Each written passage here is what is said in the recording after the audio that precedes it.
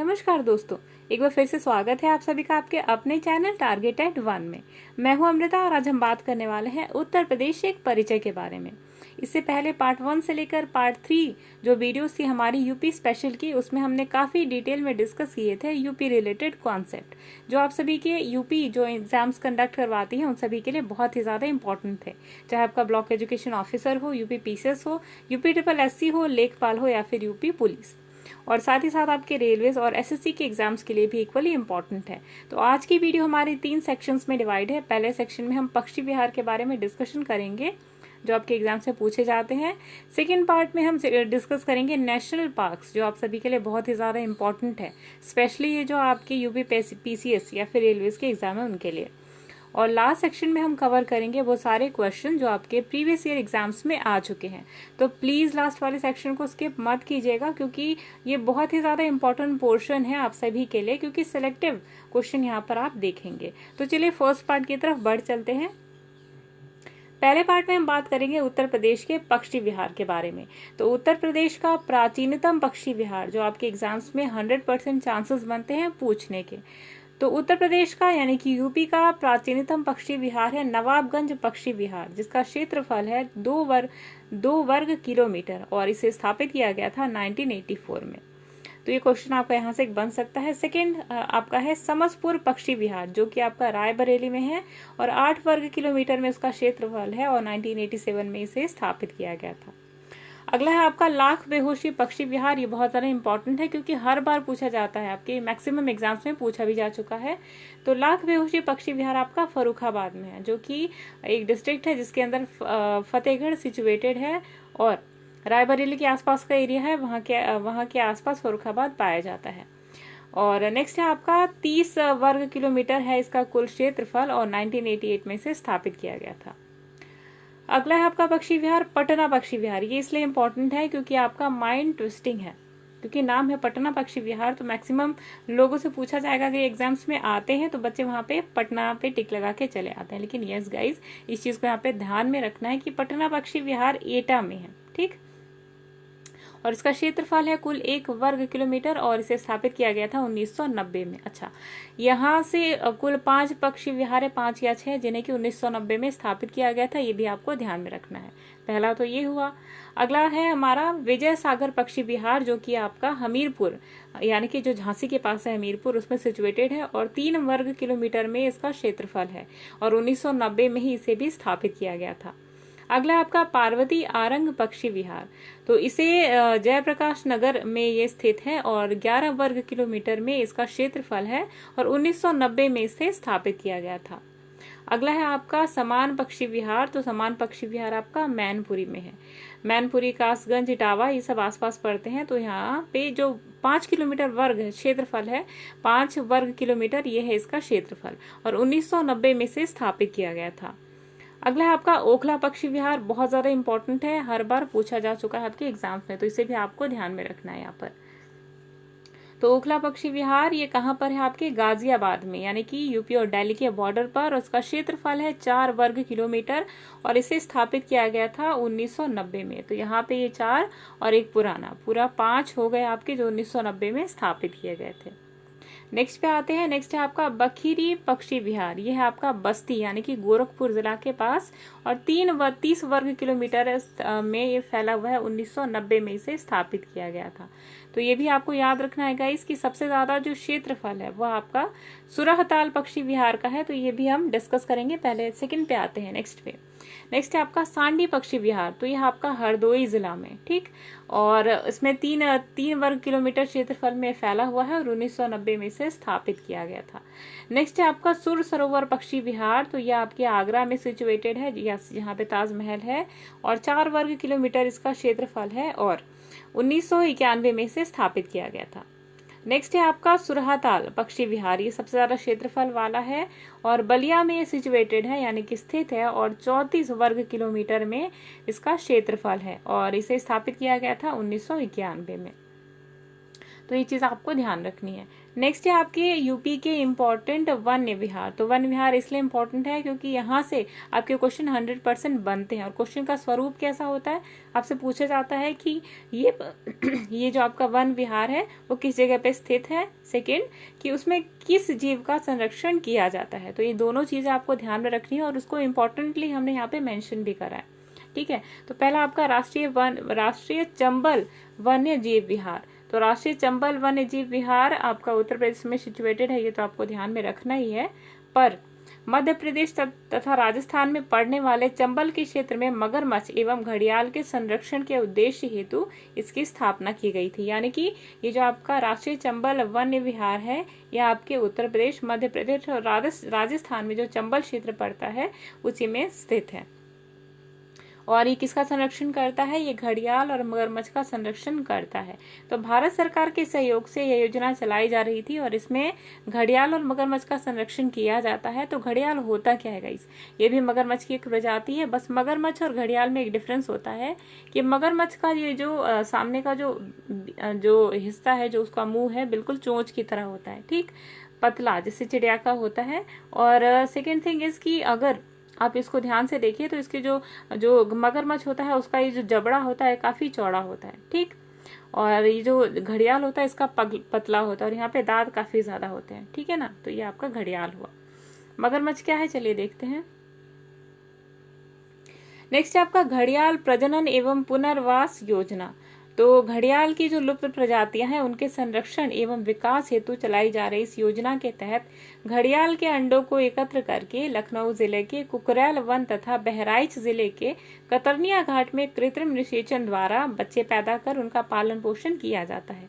इसके पश्चात उन्हें नदी में छोड़ दिया जाता है। तो यहाँ पे एक चीज आपको ध्यान रखनी है कि ये सिर्फ घड़ियाल के लिए जितनी भी लुप्त प्रजातियां हैं घड़ियाल की, उनकी प्रजातियों के विकास के लिए योजना चलाई गई थी।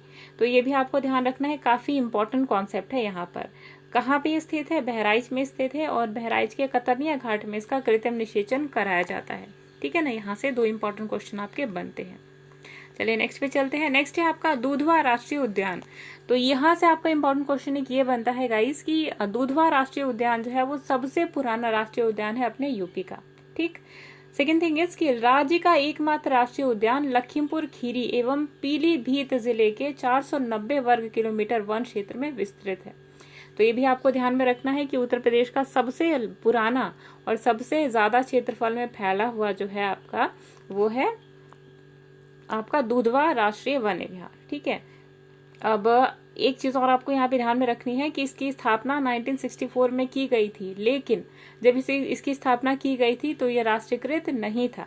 1977 में आके सरकार द्वारा इसे राष्ट्रीयकृत किया गया। तो ये भी चीजें, दोनों चीजें आपको याद रखनी है कि इसकी स्थापना कब की गई थी, 1968 में दुधवा पक्षी विहार की, और इसके उद्घाटन के वर्ष को 1977 में राष्ट्रीय उद्यान का दर्जा प्रदान किया गया था। नेक्स्ट है कि ये किसका कंजर्वेशन करता है, यानी किनका संरक्षण करता है। तो दुधवा पक्षी विहार बारहसिंगा, शेर जैसी दुर्लभ प्रजातियों के संरक्षण एवं समुचित विकास हेतु उद्यान की स्थापना के लिए इसकी हुई है स्थापना, ठीक है ना। तो ये भी चीजें आपको ध्यान रखनी है। लास्ट है आपका पीलीभीत टाइगर रिजर्व। तो आपका जो पीलीभीत टाइगर रिजर्व है इसका सृजन किया गया था 2008 में और ये पीलीभीत जिले में 1079 वर्ग किलोमीटर क्षेत्रफल में फैला हुआ, यानी कि दुधवा से भी ज्यादा, ठीक है। इसका जो क्षेत्रफल है 1079 वर्ग किलोमीटर क्षेत्रफल है इसका, और राज्य के कुकरेल वन यानी कि लखनऊ में भी सिचुएटेड है। जैसे लखीमपुर खीरी में आपका दुधवा सिचुएटेड है वैसे ही ये भी है, ठीक। और यहाँ पर 1984 से 85 में एक विलुप्त यानी कि लुप्त प्राय प्रजातियों का प्रजनन केंद्र स्थापित किया गया था और इस केंद्र में काला हिरण, काकेर, ऊद बिलाव जैसी लुप्त वन्य प्रजातियां हेतु प्रजनन योजनाएं चलाई जा रही थी। तो ये भी इंपॉर्टेंट क्वेश्चन बनता है कि किन किन प्रजातियों का संरक्षण यहाँ पे किया जाता है। तो यहाँ पर है हिरण, काकेर, ऊद बिलाव और कई सारी लुप्त प्रजातियां जो कि बस लुप्त ही होने वाली हैं। ऐसी सारी प्रजातियों का यहाँ पे प्रजनन कराकर उन्हें जंगल में छोड़ दिया जाता है। तो ये भी इंपॉर्टेंट चीजें हैं जिन्हें आपको ध्यान में रखना है। अब बढ़ चलते हैं गाइस सबसे इम्पोर्टेंट सेक्शन की तरफ, वन्य विहार। जो यूपी के इम्पोर्टेंट वन्य विहार है जो हमने अभी देखे, इनके अलावा ये तो आपके मैक्सिमम थे 4 जो कि बहुत ज्यादा फेमस है, और इन चारों से क्वेश्चन आपके आते ही आते हैं, तो ये चारों आपको रट लेने हैं। साथ ही साथ यहाँ पे जो हम लिस्ट देख रहे हैं, यहाँ से भी आपको याद रखना है कि क्या क्या आता है। तो पहला आपका चंद्रप्रभा वन्य जीव विहार, ये भी बहुत ज्यादा इम्पोर्टेंट है और कई बार एग्जाम्स में आपके पूछा भी जा चुका है। तो वन्य जीव विहार चंद्रप्रभा वन्य जीव विहार आपका चंदौली में है, चंदौली में स्थित है, और 1957 में इसे बनाया गया था, और क्षेत्रफल इसका है कुल 78 वर्ग किलोमीटर। ठीक है ना। नेक्स्ट पे आते हैं कछुआ वन्य जीव विहार, नाम से ही पता चल रहा है। तो कछुआ वन्य जीव विहार आपका बनारस में है, और 1989 में इसे बनाया गया था, और 7 वर्ग किलोमीटर इसका क्षेत्रफल है। अगला है किशनपुर वन्य जीव विहार, तो ये लखीमपुर खीरी में सिचुएटेड है। लखीमपुर खीरी में आपने 2 ऑलरेडी पढ़ा था, अब तीसरा भी यहाँ पे आपने देखा। तो 1972 में इसे स्थापित किया गया था, और इसका जो क्षेत्रफल है वो 227 वर्ग किलोमीटर है। नेक्स्ट है आपका कतरिया घाट वन्य जीव विहार, तो ये आपका बहराइच में स्थित है, और 1976 में इसे स्थापित किया गया था, और 410 वर्ग किलोमीटर है इसका क्षेत्रफल। नेक्स्ट है आपका रानीपुर वन्य जीव विहार, तो ये बांदा में स्थित है, और 1977 में इसे बनाया गया था, यानी कि स्थापित किया गया था, और 230 वर्ग किलोमीटर इसका क्षेत्रफल है।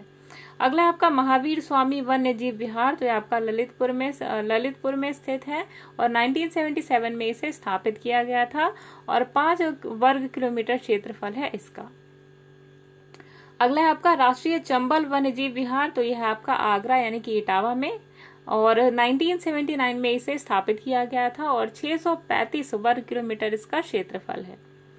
अगला आपका कैमूर वन्य जीव विहार, बहुत ही ज्यादा इम्पोर्टेंट है, क्योंकि कैमूर के नाम से आप कहाँ पहुंच जाते हैं, सीधे बिहार। ठीक, तो कैमूर आपका यहीं पे है, आपको ध्यान रखना है। कैमूर वन्य जीव विहार आपका मिर्जापुर सोनभद्र में है, और 1982 में इसे स्थापित किया गया था, और 501 वर्ग किलोमीटर है इसका क्षेत्रफल।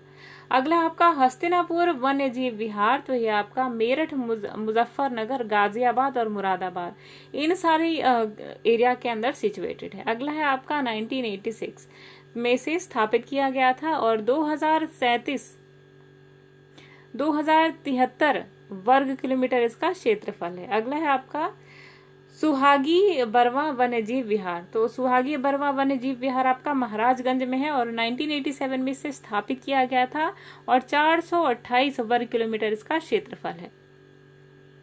अगला है गाइज आपका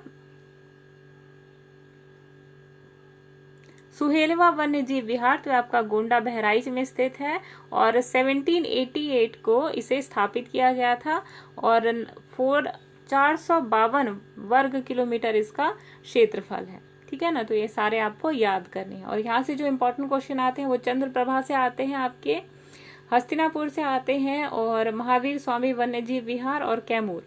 कैमूर आपका बहुत ज्यादा इंपॉर्टेंट है, तो इसे आपको याद करना है। नेक्स्ट हम लास्ट सेक्शन में आते हैं वीडियो के, जिसमें हम बात करेंगे उत्तर प्रदेश पे आधारित इंपॉर्टेंट प्रश्नों के बारे में। तो सबसे पहला प्रश्न है आपका, राज्य में पशु चिकित्सा अनुसंधान संस्थान कहाँ पर स्थित है, तो यह है बरेली में। अगला प्रश्न है, राज्य का कौन सा जिला नाथ नगरी के नाम से प्रसिद्ध है, तो यह है गोरखपुर। अगला प्रश्न है प्रश्न नंबर 3, अमीर खुसरो की जन्मस्थली किस जिले में है, तो वो है एटा। अमीर खुसरो जो तबला वादन के क्षेत्र में आप देखते हैं कई बड़े बड़े नाम, तो अमीर खुसरो तबला के जनक माने जाते हैं।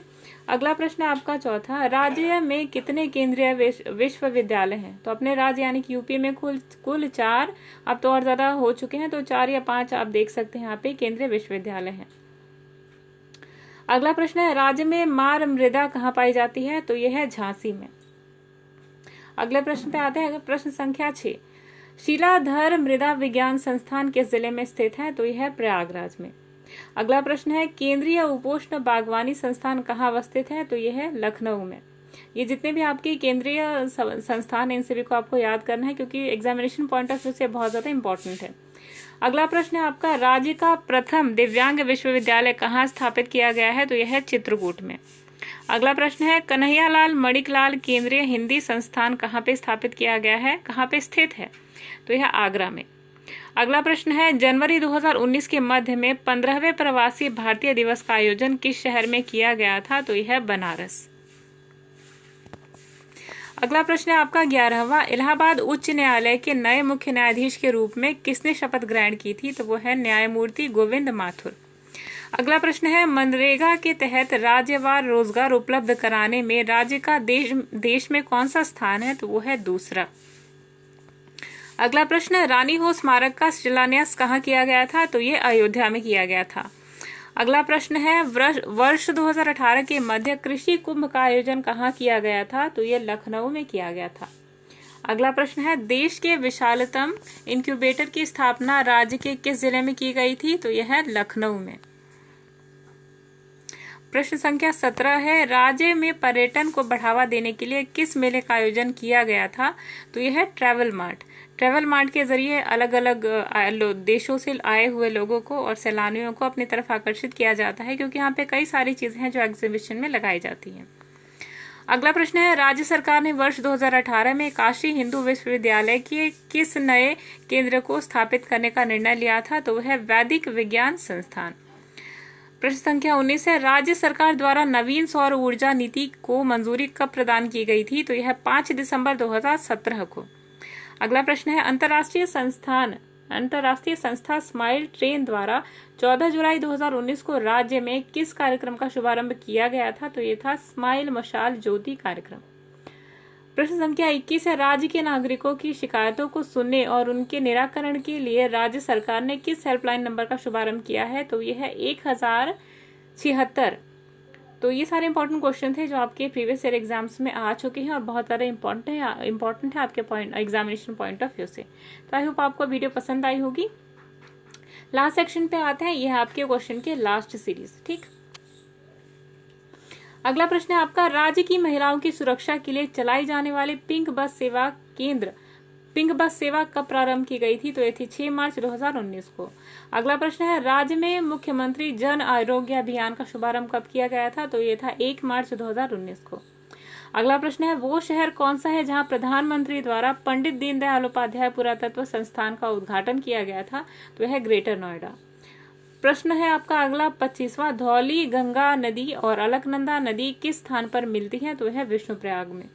अगला प्रश्न है आपका, उत्तर प्रदेश में मुख्यतः कितने प्रकार के वन पाए जाते हैं? तो यह 3 प्रकार के। तो यहाँ पे खत्म होते हैं हमारे क्वेश्चन की इंपॉर्टेंट सीरीज। आई होप आपको वीडियो पसंद आई होगी। पसंद आती है तो प्लीज चैनल को लाइक कीजिएगा और नोटिफिकेशन बेल को दबाना बिल्कुल भी ना भूलिएगा। और अभी तक आपने हमारा चैनल सब्सक्राइब नहीं किया है तो प्लीज कर लीजिएगा। तब तक के लिए मिलते हैं कुछ और कॉन्सेप्ट में। तब तक के लिए बाय बाय।